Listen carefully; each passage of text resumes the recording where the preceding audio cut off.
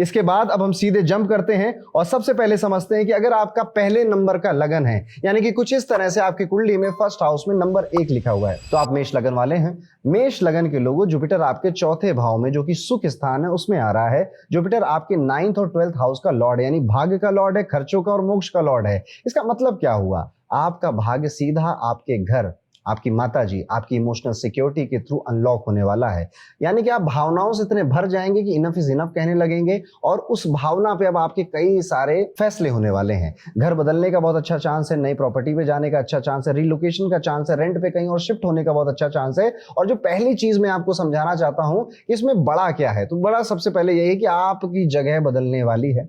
आप या तो प्रॉपर्टी में इन्वेस्ट करोगे, रेंट में कहीं और शिफ्ट होगे, पुराने घर में कोई मेजर रिनोवेशन होगा, वहां पर जो थोड़ा थोड़ा सा काम रह गया था उसे पूरा कराओगे, घर में नए फर्नीचर आएंगे इस आने वाले टाइम में। और पिछले टाइम से आपके घर को सुंदर बनाने के जो प्लान्स थे वो कहीं ना कहीं एग्जीक्यूट होने आपके लग जाएंगे। और यहीं से आपको गाड़ी का भी योग बनता है, क्योंकि 4th हाउस आपके व्हीकल का है। नई गाड़ी लेना, नया स्कूटर, नई बाइक आपके घर में आ जाना, एक गाड़ी का नंबर बढ़ जाना कोई बड़ी बात नहीं है। अगर अगस्त से अक्टूबर के बीच में आपको कहीं से गाड़ी लेने का ऑफर मिला ना, तो उस ऑफर को सीरियसली कंसीडर आप कर सकते हैं, क्योंकि वहीं पर ये काम होने वाला है।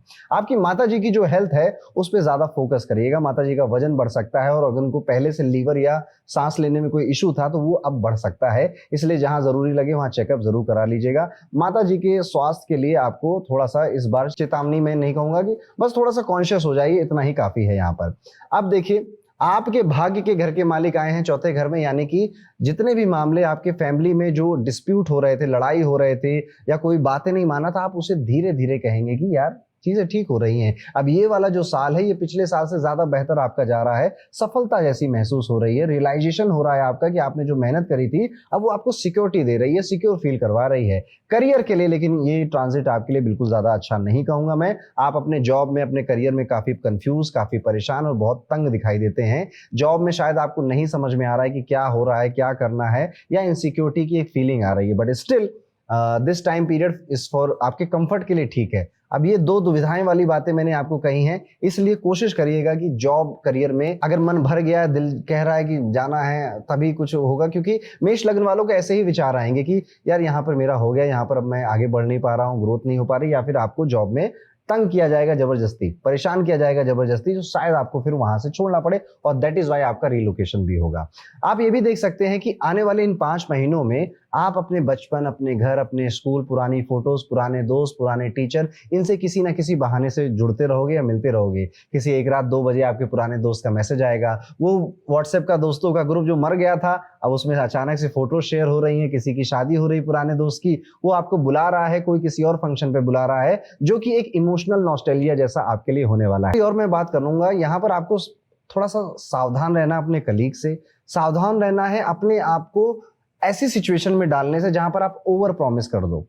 आपके फादर के लिए, आपके पिताजी के करियर के लिए ये पोजीशन ठीक ठीक नजर आती है, बट आपको तंग कर रही, परेशान कर रही है। जैसे कि मान लेते प्रमोशन का आप वेट कर रहे थे, इंक्रीमेंट का आप वेट कर रहे थे, वो डिले हो गया, वो उतना नहीं मिला जितना आप चाह रहे थे। पिताजी का करियर तो ठीक चल रहा, पर छोटा बड़ा हेल्थ इशू कोई उनको आ सकता है इस जून के महीने में ही। आपके बॉस या आपके सीनियर के साथ आप अपनी बात कहें, पर वो बात समझने की बजाय आपको ताने मारने लगे या कॉन्फ्लिक्ट में बदल जाए। अगर आपकी सासू माँ है या मदर इन लॉ है तो उनको आंखों से रिलेटेड कोई प्रॉब्लम या आई रिलेटेड कोई सर्जरी या स्टमक रिलेटेड कोई इशू भी डिटेक्ट हो सकता है। जॉब चेंज का टेम्पटेशन तो मैंने बता ही दिया, वो अगस्त से अक्टूबर के बीच में आना है। आप रुकोगे नहीं, मतलब भावनाएं ऐसी होंगी कि कर ही देते हैं, नहीं रुकते हैं। अब कुछ रेमेडीज आप जरूर करिएगा जो कि मेष लगन के लोगों को करनी चाहिए अगर उनकी लाइफ में किसी भी तरह से जॉब करियर की जो बातें मैंने बोली और आप फील भी कर रहे हो ऐसा है। एक तो हनुमान जी की पूजा जरूर करिए, हनुमान जी की पूजा उपासना आपको काफी फलित होगी। इसके अलावा आप 10 मुखी का रुद्राक्ष जरूर पहनिएगा।